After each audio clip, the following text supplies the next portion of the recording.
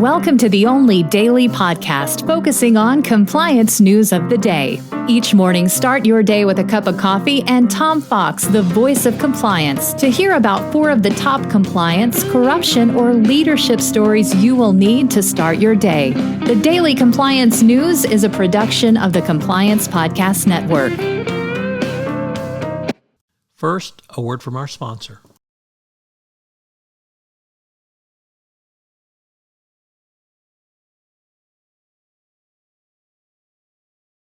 The Daily Compliance News for the Ides of March, that is March 15, 2023, the Bad Faith Whistleblower edition.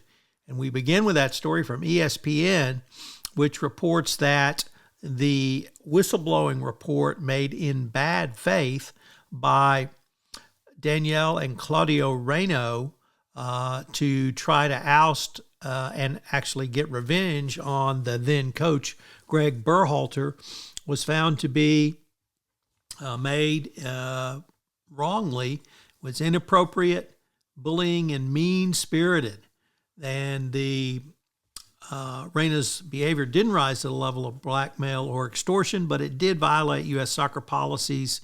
And Berhalter was cleared of all wrongdoing in the alleged attack 35 years ago against the woman who became his wife and the mother of his 4 children. So about what you'd expect, but a really just devastating report against the Reynas for their actions in this entire matter.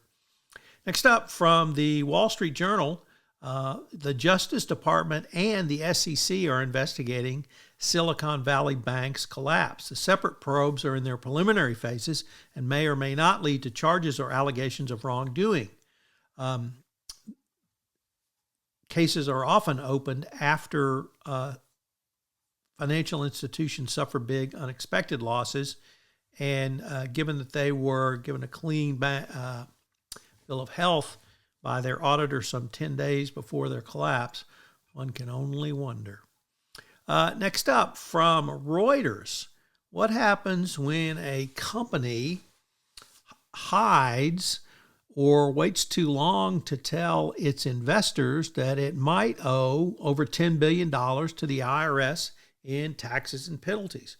Well, we're going to find out in a complaint filed against the company Amogen by a Detroit-based pension fund, saying that Amogen artificially inflated its stock price by concealing the dispute over its international tax strategy between July 2020 and April 2022. You might think a $10 billion tax bill was material, but apparently for Amogen it wasn't.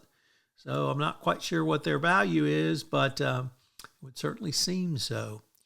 And our final story comes to us from Bloomberg, and it's about the worldwide shipping industry, which cannot seem to literally clean up its act and make its shipments across the globe more energy efficient. It accounts for 3% of global greenhouse gas emissions, but can't seem to cut them.